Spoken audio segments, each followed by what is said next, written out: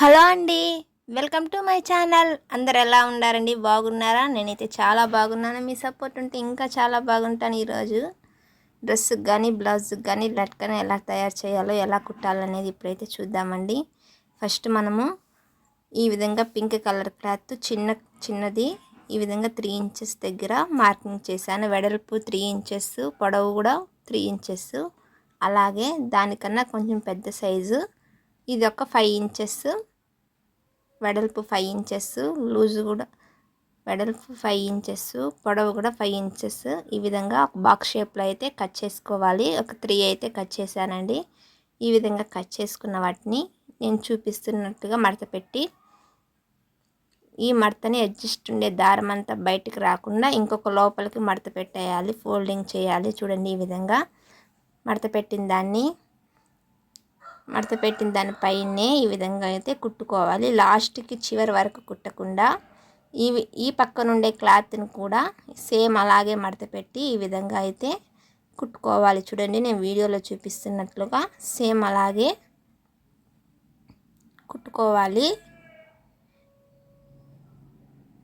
ఇప్పుడు చూడండి మూడోసారి కూడా మడత పెట్టాను. ఈ విధంగా 4 పక్కల రౌండ్గా మనం ఉండే క్లాత్ మొత్తం ఇలాగే మడత పెట్టుకుంటూ వచ్చేయాలి. ఇలా మడత పెట్టిన దానిపైనే కుట్టుకున్నాం కదా, చూడండి ఈ విధంగా ఇలా అడ్జస్ట్ లాస్ట్ వరకు వేసేయండి కుట్టు. ఈ విధంగా వేసిన తర్వాత చూడండి ఈ విధంగా అనేది మనకు వస్తుంది. ఇలా వచ్చిన దాన్ని చూడండి ఏ విధంగానే మనకు డిజైన్ అనేది ఎంత బాగా వచ్చిందో. ఇలా వచ్చిన దాన్ని సేమ్ ఇలాగే 3 ప్రిపేర్ చేసేయాలండి. చూడండి మూడిటిని ఇలాగే కుట్టి పెట్టుకున్నాను. ఇలా కుట్టుకున్న దాన్ని ఇప్పుడు ఇట్లా ఒక మడత, ఇంకొక మడత, ఈ విధంగా మొత్తం 4 మడతలు పెట్టేసి పైన మనకి ఉండేదాన్ని ఈ విధంగా కట్ చేసామంటే హోల్ పడుతుంది. చిన్నగా ఒక టాకా అనేది ఇచ్చామంటే మనకనేది ఒక చిన్న హోల్ అయితే వచ్చేస్తుంది. చూడండి ఈ విధంగా మూడిటికి మనం ఎలా అయితే ఫస్ట్ ఇచ్చామో అలాగే మూడిటికి ఈ విధంగా చిన్న టాకా ఇచ్చామంటే ఇది దారం లోపలికి దూర్చుకునేదానికి థ్రెడ్. ఈ థ్రెడ్ని ఈ విధంగా లోపలికి దూర్చి మొత్తం 3 ఈ విధంగానే ఈ విధంగానే లోపలికి పెట్టేయాలండి థ్రెడ్లోకి.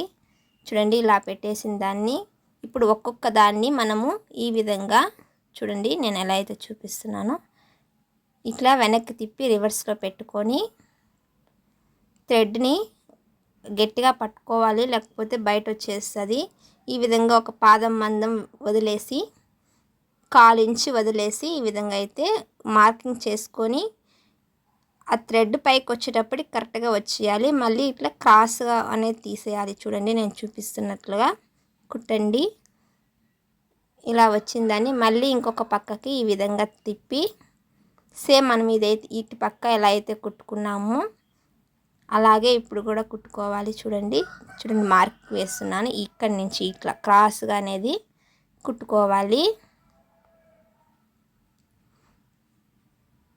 ఇలా కుట్టుకున్న దాన్ని పాదం నిలిపి మళ్ళీ ఇటు సైడ్కి కుట్టండి. చూడండి ఇలాగా ఇలా కుట్టిన దాన్ని ఎక్స్ట్రా క్లాత్ మొత్తం, ఎక్కువ ఉన్న క్లాత్ మొత్తం ఈ విధంగా అయితే కట్ చేసి ఇట్లా రివర్స్ తిప్పారంటే మనకి ఫ్లవర్ అనేది రెడీ అయిపోతుంది. చూసారా ఎంత బాగా వచ్చిందో.